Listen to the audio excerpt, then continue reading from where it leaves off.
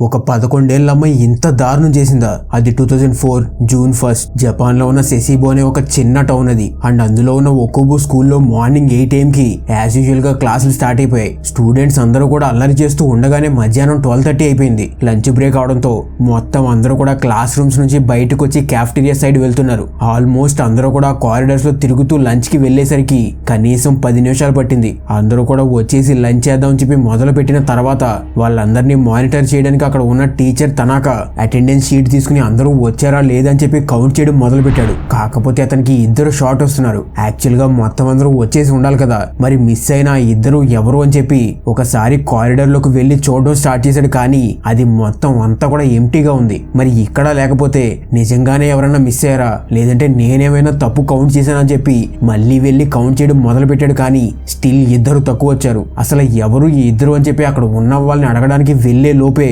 Sudden గా corridor లో ఏవో అడుగుల చప్పుడు వినిపించాయి. అది కూడా చాలా ఫాస్ట్ గా ఎవరో పరిగెడుతున్నట్టు.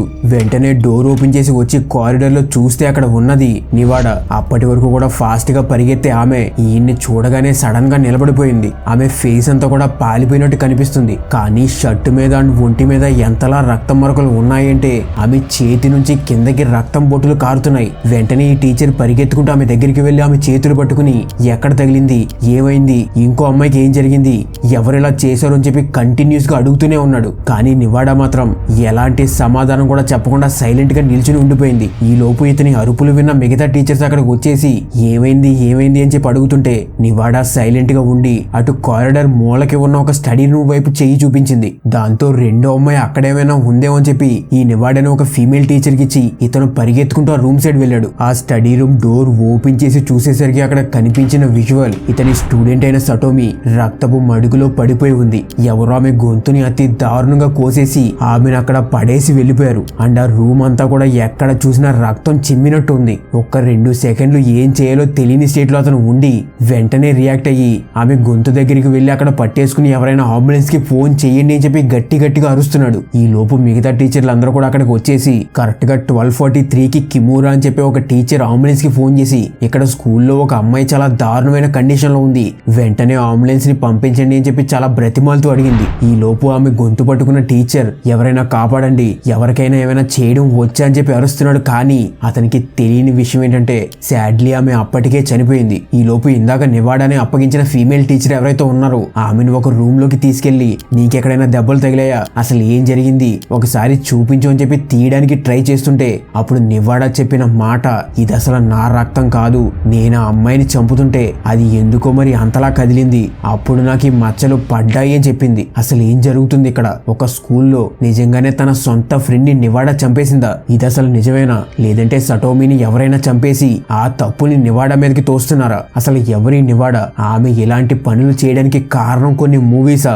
ఎందుకని ఇంత క్రూయల్ అమ్మాయిని మీమ్స్ చేసి వరల్డ్ అంతా కూడా ఫేమస్ చేశారు? ఇలా చాలా విషయాలు ఉన్నాయి వీడియోలో, సో అస్సలు మిస్ అవ్వకండి, ఎండ్ వరకు చూడండి. మీ అందరి సపోర్ట్ కి కూడా చాలా థ్యాంక్స్. చిన్నగా వేస్తున్న అడుగులు ఇలాగే కంటిన్యూ అవడం కోసం చెప్పి మనం రోడ్ టు 100K అని చెప్పి స్టార్ట్ చేశాం కదా. సో ఒకవేళ మీరు మన వీడియోని చూసి నచ్చింది అంటే లైక్ చేసి షేర్ చేయడంతో పాటు సబ్స్క్రైబ్ చేసుకోండి. త్వరగా 100Kకి రీచ్ అవుదాం. అండ్ ఒకవేళ మీరు మన వీడియోస్ ని ఫస్ట్ టైం చూస్తున్నట్టయితే ఇలాంటి కేసెస్ మన ఛానల్లో చాలా ఉన్నాయి, తప్పకుండా ఒకసారి చెక్ చేయండి. అండ్ కుదిరితే హై పాయింట్స్ ఇవ్వండి. అండ్ తెలుసుగా ఫస్ట్ వచ్చే 100 కమెంట్స్ కి ఖచ్చితంగా రిప్లై ఇస్తాను. ఇంకా లేట్ చేయకుండా లెట్స్ క్రాక్ ద కేస్.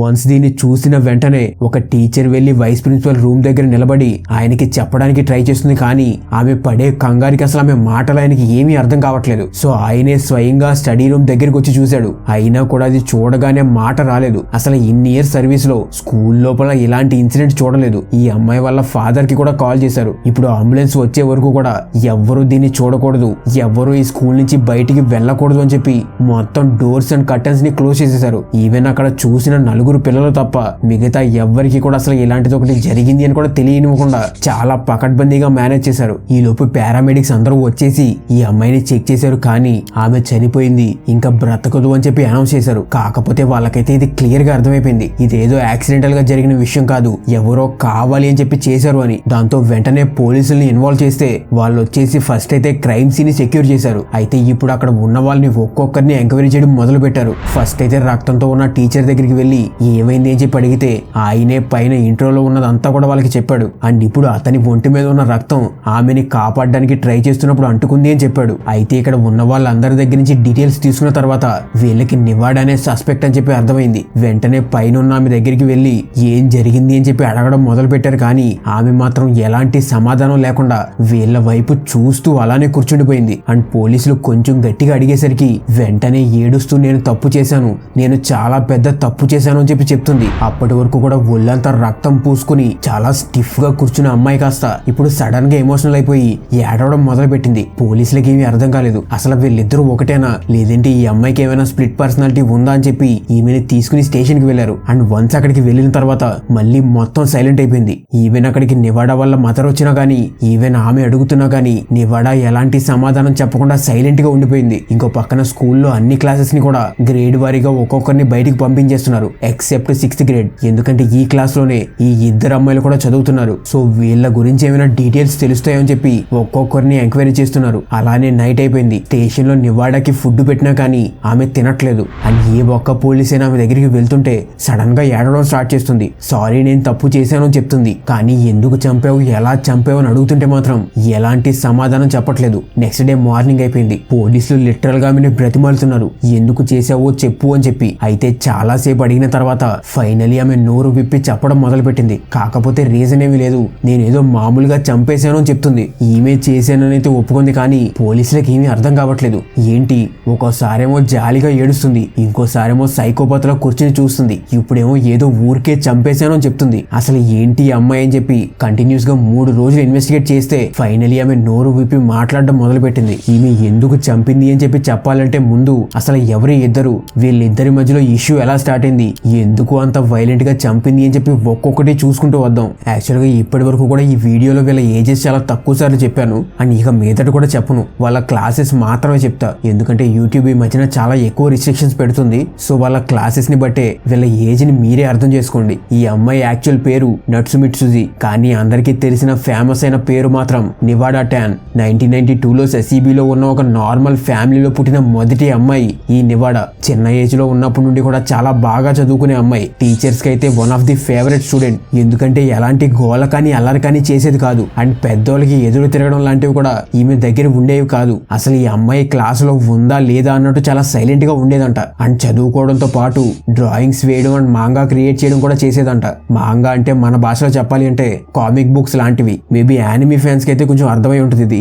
ఈమె ఒక మాంగా కూడా తయారు చేసింది, దాని గురించి ముందు చెప్తా. సో అంత నార్మల్ గా ఉండే అమ్మాయి ఇలా మారిపోవడానికి one of the main reason internet. ఆ టైంకే జపాన్ లో హోమ్ ఇంటర్నెట్ అవైలబుల్ గా ఉండేది. సో అలా 2003 టైంలోనే ఈ నివాడా తన రూమ్ లో ఉన్న పర్సనల్ కంప్యూటర్ లో ఇంటర్నెట్ యూజ్ చేసేది. అండ్ స్కూల్ నుండి రాగానే అప్పటి వరకు డ్రాయింగ్స్ చేసి ఈ అమ్మాయి కాస్త ఎక్కువగా ఇంటర్నెట్ లో గడపడం స్టార్ట్ చేసింది. అండ్ ఇందులో ఉన్న క్యాస్ట్ అనే ప్లాట్ఫామ్ లో ఒక ప్రొఫైల్ కూడా క్రియేట్ చేసుకుంది. ఇందులో తనకి నచ్చిన వాటి గురించి అండ్ తన గురించి కూడా పోస్టులు అవి చేస్తూ ఉండేది. ఇలా ఈమె ఇందులో ఉంది అనే విషయం కూడా వీళ్ళ క్లాస్మేట్స్ చాలా మందికి తెలియదు. ఎందుకంటే ఈమె క్లాస్ లో కూడా కేవలం ఈమె 4-5 ఫ్రెండ్స్ తో మాత్రమే మాట్లాడుతూ ఉండేది తప్ప ఇంకెవరితో అంతగా క్లోజ్ గా ఉండేది కాదు. అయితే ఎగ్జాక్ట్ గా అలాంటి టైంలోనే ఈమె ఆన్లైన్ ప్రొఫైల్ చూసి సటోమి అనే అమ్మాయి ఈమెని యాడ్ చేసుకుంది. అప్పుడు మాట్లాడుకుంటుంటే తెలిసింది వీళ్ళిద్దరూ కూడా same school and same class అని చెప్పి. సో అలా ఆన్లైన్ చాటింగ్ కాస్త ఇప్పుడు క్లాస్ లో కూడా వీళ్ళిద్దరూ మాట్లాడుకోవడం మొదలు పెట్టారు. ముందైతే ఆన్లైన్ ప్లాట్ఫామ్స్ గురించి మాట్లాడుకోవడం కాస్త ఇప్పుడు ఇద్దరు ఇష్టాలు కూడా ఒకటే అవడంతో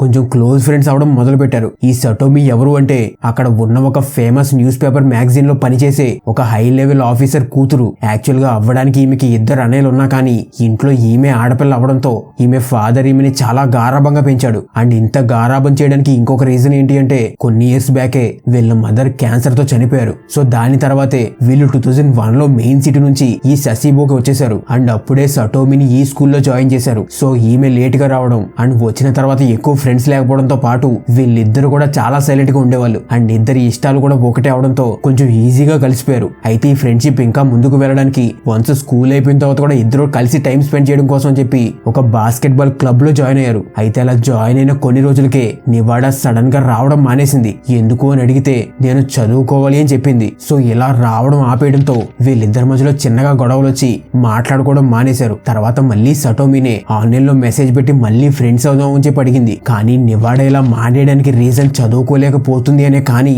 ఆమె ఇంటికి వచ్చిన తర్వాత చదువుకోకుండా ఇంటర్నెట్ లోనే ఎక్కువ ఉండడం మొదలు పెట్టింది. అండ్ అలా ఒంటరిగా ఒక్కతే ఇంటర్నెట్ లో ఎక్కువ టైం స్పెండ్ చేస్తూ ఉండేది. స్లోగా లోన్లీగా అవడం మొదలు పెట్టింది. ఆల్రెడీ ఈమె ఎవరితోనూ ఎక్కువగా మాట్లాడదు అని చెప్పాను కదా. 2004 లో ఆమె 6th grade కి వచ్చిన తర్వాత ఎంతలా లోన్లీ అయిపోయింది అంటే ఎవరితో అయినా మాట్లాడాలి అంటే వాళ్ళ కళ్ళల్లోకి కళ్ళు పెట్టి చూడడానికి కూడా భయపడేదో, లేదంటే మాట్లాడలేకపోయేదో తెలియదు. కానీ అలాంటి ఒక స్టేట్ లోకి వెళ్ళిపోయింది. ఎవరైనా సరదాగా ఏమైనా అన్నా కానీ దానికి చాలా సీరియస్ గా రియాక్ట్ అయిపోతూ ఉండేదంట. అది అందరికీ చాలా నార్మల్ గా జోక్ గా అనిపించినా కానీ ఈమె మాత్రం దాని అలా తీసుకునేది కాదు. చాలా ఆడ్ గా బిహేవ్ చేసేది. ఈమె ఎందుకు ఇలా అయిపోతుంది అనే విషయం మాత్రం వాళ్ళకి ఎవరికి అర్థమయ్యేది కాదు. స్లోగా ఇది ఎలా అయిపోయింది అంటే అందరినీ బెదిరించడం మొదలు పెట్టింది. ఎవరైనా తన జోలికి వస్తే ఊరుకోను అనడం స్టార్ట్ చేసింది. అండ్ ఇలా వాళ్ళని బెదిరించడానికి తన బ్యాగ్ లో ఒక బాక్స్ కటర్ ని కూడా పెట్టుకుని తిరిగేదంట. ఇలాంటి టైంలోనే ఒక మేల్ స్టూడెంట్, ఎవరో ఒక 4th class చదివే అబ్బాయి ఈమె వెనకాల నడుస్తూ కొంచెం పక్కకి తప్పుకొని నేను వెళ్ళాలి అన్నాడో, లేదంటే మొత్తం దారంతా నువ్వే ఉంటావేంటి,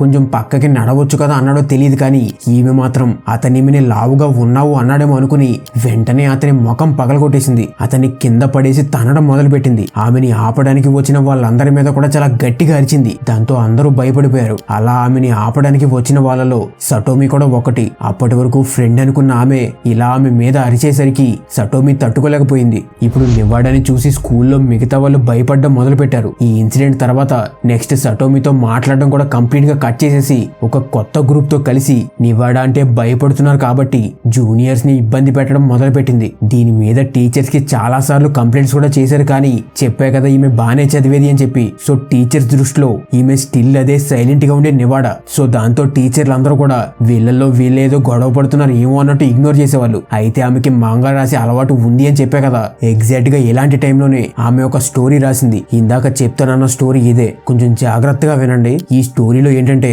స్కూల్లో ఉన్న వాళ్ళందరూ కూడా నిద్రపోయిన టైంలో సడన్ గా వాళ్ళు లేచి చూసేసరికి వాళ్ళ నెక్ చుట్టూరు కూడా ఒక టైప్ ఆఫ్ కాలర్స్ ఉన్నాయి. ఆ కాలర్స్ ఏంటంటే పేలిపోయే కాలర్స్ అన్నమాట.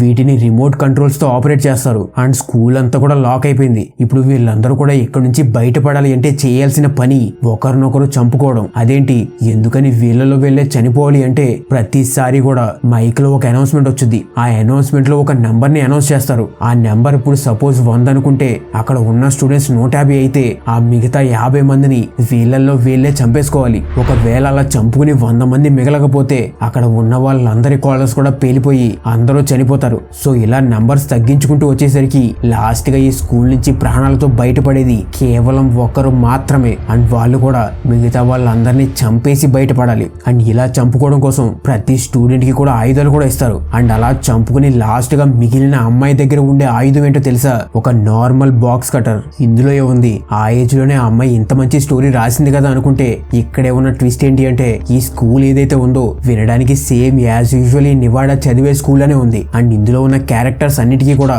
ఒక టైప్ ఆఫ్ ఎమోషన్ ఉంది. అండ్ ఆ క్యారెక్టర్స్ అన్ని కూడా ఈమె క్లాస్మేట్స్ అండ్ ఫ్రెండ్స్ తో రిసెంబుల్ అయ్యేవంట. అండ్ ఇంకా స్ట్రేంజ్ గా ఇందులో ఉన్న ప్రతి ఒక్కరికి కూడా వాళ్ళ చావుని చాలా డిఫరెంట్ గా అతి దారుణంగా ఈమె రాసిందంట. అయితే ఇది ఈమె ఓన్ స్టోరీ కాదు. అప్పటికి 2001 లో బ్యాటిల్ రాయల్ అని చెప్పి ఒక మూవీ వచ్చింది. ఈ మూవీ అంటే నివాడాకి చాలా చాలా ఇష్టం అంట. ఈ మూవీలో కూడా సేమ్ ఇలానే అవ్వుద్ది, కాకపోతే స్కూల్లో కాదు, ఒక టైప్ ఆఫ్ ఐలాండ్ లో. సో మాంగాని దీన్ని బేస్ చేసుకుని రాసినా కానీ తన సొంత ఫ్రెండ్స్ ని అండ్ తోటి క్లాస్మేట్స్ చావుల్ని ఇంత దారుణంగా డిజైన్ చేయడం ఏదైతే ఉందో ఇది ఎందుకో అన్యూజువల్ గా ఉంది. అండ్ ఇది చాలా చాలా డేంజరస్ కూడా. అయితే ఇలా ఉండగా అప్పటికి కూడా సటోమా నివాడాల మధ్యలో ఫ్రెండ్షిప్ కొంచెం అటు ఇటుగానే ఉంది. కానీ ఒక రోజు సడన్ గా నివాడా వచ్చేసి సటోమి వీపు మీద ఎక్కేసింది ఏదో ఆడుకుంటూ ఉన్నట్టు. అయితే ఇది ఎక్స్పెక్ట్ చేయకుండా నార్మల్ గా నడుస్తున్న సటోమి కాస్త ఒక్కసారిగా అమ్మో అని చెప్పి అరిసి ఆమెని దించేసింది. అండ్ ఏదో సరదాగా ఏంటే అంత బరువు ఉన్నావు అని చెప్పి అంది. అంతే, ఈ ఒక్క మాటతో నివాడా హర్ట్ అయిపోయి వెనక్కి జరిగిపోయి అక్కడే సటోమాని తిట్టేసి తన బెంచ్ దగ్గరికి వెళ్ళిపోయింది. సటోమి కూడా ఇలా చిన్నదానికి సీరియస్ అయిపోయింది అని చెప్పి ఆమె కూడా అలిగేసింది. అయితే దీని తర్వాత నివాడా ఒక ఫ్రెండ్స్ గ్రూప్ తో తిరుగుతుంది అని చెప్పాను కదా, అందులో ఉన్న వాళ్ళు ఈమెను రెచ్చగొట్టి ఇంకొంచెం ఎక్కువగా పెంచేసరికి అప్పటి వరకు ఫ్రెండ్స్ గా ఉన్న వీళ్ళిద్దరి మధ్యలో ఒక రకమైన కోల్డ్ వార్ స్టార్ట్ అయింది. అయితే అప్పటి వరకు కూడా క్లాస్ రూమ్ లో అండ్ స్కూల్లో మాత్రమే ఉన్న వీళ్ళ గొడవలు కాస్త ఫస్ట్ టైం ఆన్లైన్ లోకి వచ్చాయి. ఎలా అంటే సటోమి తన ప్రొఫైల్లో నివాడా ఇలా క్యూట్ గా ఉండడానికి ట్రై చేస్తూ యాక్ట్ చేస్తుంది అని చెప్పి రాసింది. దాన్ని డిలీట్ చేయమని నివాడా బెదిరించింది. కానీ అలా బెదిరించడం నచ్చని సటోమి నేను తీయను అని చెప్పింది. కానీ నివాడా దగ్గర ఆమె పాస్వర్డ్ అవి ఉండడంతో ఈమెయిల్ లాగిన్ అయిపోయి ఆ పోస్ట్ ని డిలీట్ చేసేసింది. అండ్ దీని తర్వాత మళ్ళీ సటోమి కూడా నా ప్రొఫైల్ ని ఎవరు లాగిన్ అయ్యారో ఎవరు డిలీట్ చేశారో నాకు బాగా తెలుసు అని చెప్పి ఇంకో పోస్ట్ పెట్టింది. అయితే ఈసారి నివాడా డైరెక్ట్ గా లాగిన్ అయ్యి అసలు సటోమి ప్రొఫైల్ ని డిలీట్ చేసేసింది. ఆ టైంలో ఇలా ప్రొఫైల్స్ క్రియేట్ చేసుకోవడం అనేది కొంచెం టైంతో కూడిన పని. సో దీని వల్ల సటోమికి చాలా కోపం వచ్చేసింది. అండ్ వీళ్ళిద్దరూ కూడా క్లాస్ లో కూడా చాలా సీరియస్ గా ఉండడం మొదలు పెట్టారు. అండ్ ఇంత సీరియస్ గా ఉన్న టైంలోనే మళ్ళీ సడన్ గా ఒక రోజు క్లాస్ లో జరిగే ఒక గ్రూప్ ప్రాజెక్ట్ విషయంలో కూడా వీళ్ళిద్దరూ కలిసి గొడవ పడ్డారు. అండ్ ఈ గొడవ తర్వాత సటోమి మళ్ళీ ఆన్లైన్ లోకి వెళ్లి నివాడాని లావుగా ఉంటావు అన్నట్టు హార్ష్ గా తిడుతూ పోస్ట్ పెట్టింది. యాక్చువల్ గా చెప్పాలి అంటే నివాడా అంత ఒళ్ళు కూడా ఏమీ కాదు. కానీ మరి ఎందుకు అలా అంది అంటే ఆల్రెడీ ముందన్న సరే అఫెండ్ అయింది కదా. సో దాన్ని తీసి మళ్ళీ అంటే అఫెండ్ అవ్వుద్ది అని చెప్పి ఇలా హార్ష్ గా మాట్లాడింది. నివాడా డిలీట్ చేయమని అడిగినా కానీ చెయ్యను, ఏం చేసుకుంటావో చేసుకో అని చెప్తే నివాడా తీసుకున్న డెసిషన్ అసలు సటోమినే లేకుండా చేద్దాం అని చెప్పి ఆమెని చంపేస్తే ఈ కమ్యూనికేషన్ మొత్తం కూడా ఎండ్ అయిపోతుంది అని చెప్పి ఎలా చేద్దామని చాలా ఆలోచించింది. జస్ట్ గొంతు నులిమి చంపేద్దామా లేదంటే పొడిచి చంపుదామా అని. కానీ ఫైనలీ ఆమె డిసైడ్ అయ్యింది బాక్స్ కటర్ తో చంపాలి అని చెప్పి. అండ్ దీని ఇన్స్పిరేషన్ ఇందాక ఆమె రాసిన మాంగాతో పాటు ఆమె రీసెంట్ గా ఎక్కువ చూడడం మొదలు పెట్టిన మండే మిస్టరీ థియేటర్ అనే ఒక సిరీస్ లో కూడా ఒక వారం రోజులు సేమ్ ఇలాంటి బాక్స్ కటర్ తోనే మనుషుల్ని చంపుతారు. సో అవి చూసిన ఈమె దీనితోనే చెయ్యాలి అని చెప్పి ఫిక్స్ అయింది. సో ఈమె అలానే బాక్స్ కటర్ ని బ్యాగ్ లో పట్టుకుని వెళ్లేది. ఎప్పుడు టైం దొరుకుద్దా ఎప్పుడు చంపుదామా అని చెప్పి. అయితే ఫైనలీ జూన్ 1st ఆ రోజు మార్నింగ్ సటోమి తన ఫ్రెండ్స్ తో నేను గ్రూప్ నుంచి లెఫ్ట్ అవుదాం అనుకుంటున్నాను అని చెప్పింది. ఈ గ్రూప్ ఏంటంటే ఈ క్లాస్ వాళ్ళందరికీ కూడా కలిపి నివాడానే క్రియేట్ చేసింది. సో ఆ రీజన్ వల్లే సటోమి ఎగ్జిట్ అవుతాను అని చెప్పిందంట. ఈ మాటలు నిదానంగా నివాడా దగ్గరికి వెళ్ళాయి. అండ్ ఈమె ఏమీ మాట్లాడకుండా అలానే సైలెంట్ గా ఉండిపోయింది. కొన్ని గంటల తర్వాత అందరూ లంచ్ బ్రేక్ కి వెళ్తుంటే సటోమి దగ్గరికి వచ్చి నేను నీతో మాట్లాడాలి అని చెప్పిందంట. సటోమి సర్లే ఏమైంది అని చెప్పి వెళ్ళింది. అయితే ఆమెని ఒక కుర్చీలో కూర్చోబెట్టి నివాడా సటోమి చెవి దగ్గరికి వచ్చి ఈ రోజు నిన్ను చంపేయబోతున్నాను అని చెప్పిందంట. కాకపోతే సటోమి మాత్రం దీన్ని సీరియస్ గా తీసుకోలేదు. ఏదో సరదాగా అంటుందేమో లేదంటే జోక్ చేస్తుందేమో అనుకుంది. కానీ నివాడా మాత్రం తన చేతిలో ఉన్న కర్చీఫ్ ని తీసి ఇది కట్టుకో మళ్ళీ లేకపోతే నువ్వు భయపడతావు అని చెప్పింది. ఇప్పటికీ కూడా సటోమి దీన్ని నమ్మట్లేదు. ఏదో వార్నింగ్ ఇవ్వడానికి ఇలా చెప్తుందేమో అనుకుంది అంతే. కాకపోతే నివాడా ఒక్కసారిగా పైకి లేచి సటోమి వెనక్కి వెళ్లి తన రైట్ హ్యాండ్ తో సటోమి కళ్ళని మూసేసి తలని వెనక్కని ఒక్కసారిగా తన లెఫ్ట్ హ్యాండ్ లో ఉన్న కత్తితో గొంతుని బలంగా కోసేసింది. అలా కోసిన తర్వాత అర్థమైంది సటోమికి ఇది నిజమే అని చెప్పి వెంటనే పైకి లేచి పారిపోవడానికి ట్రై చేసింది. కానీ అక్కడ అడ్డంగా ఉన్న నివాడా ఆమె చేతిలో ఉన్న కత్తితో సటోమిని ఇంకా ఎక్కువగా కట్ చేసింది. అప్పుడే చేతుల మీద కూడా మార్క్స్ పడ్డాయి. దాంతో సటోమి కొంచెం సేపుకే స్పృహ తప్పిపోయి నేల మీద పడిపోయింది.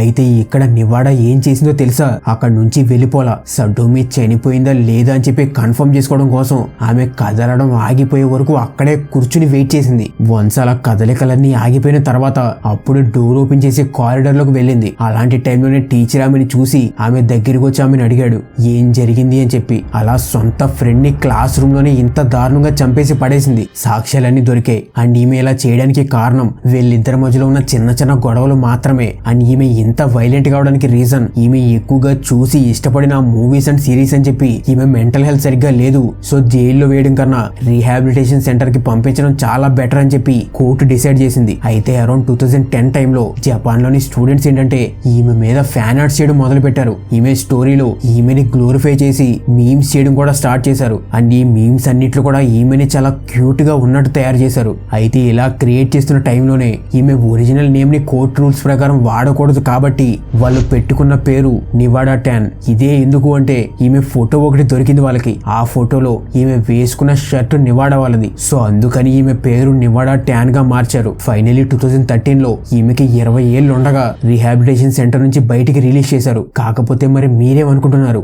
ఇంత క్రూయల్ గా అయిపోయిన అమ్మాయి నిజంగానే మారి బయటకు వచ్చిందా లేదంటే స్టిల్ ఇప్పటికీ కూడా అలానే ఉందా? ఇంత క్రూయల్ గా తయారవడానికి కారణం ఆమె చూసిన మూవీసా లేదంటే ఆమె మెంటాలిటీనా? కమెంట్స్ లో చెప్పండి. అండ్ ఈ వీడియోలో నేను చెప్పే విషయం ఏంటి అంటే నివాడా పేరెంట్స్ ఆమెకి కావాల్సిన ప్రతి ఒక్కటి కూడా తీసుకొచ్చి ఇచ్చారు. కానీ ఆమె అందరితో ఎలా ఉంటుంది, ఆమె మెంటల్ కండిషన్ ఎలా ఉంది అని కూడా తెలుసుకుంటూ ఉంటే చాలా బాగుండేది. అలా ఉంటే ఈ రోజు సటోమి ప్రాణాలతో బ్రతికి ఉండేది. అండ్ నివాడా కూడా ఒక నార్మల్ మనిషిలానే ఉండేది. సో ఇంట్లో పిల్లలున్న వాళ్ళందరూ కూడా కొంచెం జాగ్రత్తగా చూసుకుంటూ ఉండండి. వాళ్ళకి మంచి నేర్పించడానికి ట్రై చేయండి. వీడియోని ఇక్కడ వరకు చూశారు అంటే మీకు నచ్చిందని అనుకుంటున్నా. వీడియోకి లైక్ చేసి సబ్స్క్రైబ్ చేసుకోవడం మర్చిపోకండి. అండ్ మీరు చేసే షేర్సే మనకి చాలా పెద్ద సపోర్ట్ ఇస్తాయి. ఈ వీడియోకి సంబంధించిన ఒరిజినల్ ఇమేజెస్ కానీ లేదంటే ఇక్కడ పెట్టకూడని లింక్స్ కానీ ఏమైనా ఉంటే వాటిని మన టెలిగ్రామ్ ఛానల్లో పెడతాను. అండ్ దాని లింక్ కింద డిస్క్రిప్షన్ లో అండ్ కమెంట్స్ లో పిన్ చేసి పెట్టా. జాయిన్ అవ్వండి. అండ్ మీలో ఎవరికైనా స్టాక్ మార్కెట్ అంటే ఇంట్రెస్ట్ ఉండి నేర్చుకోవాలి అనుకుంటే నేను స్టాక్ మార్కెట్ మీద బుక్స్ రాశాను. అవి అమెజాన్ లో ఈ బుక్ అండ్ ఫిజికల్ బుక్స్ లో అవైలబుల్ గా ఉన్నాయి. వాటి లింక్స్ కింద పిన్నెడ్ కమెంట్ లో ఉంటాయి. సో చెక్ చేసి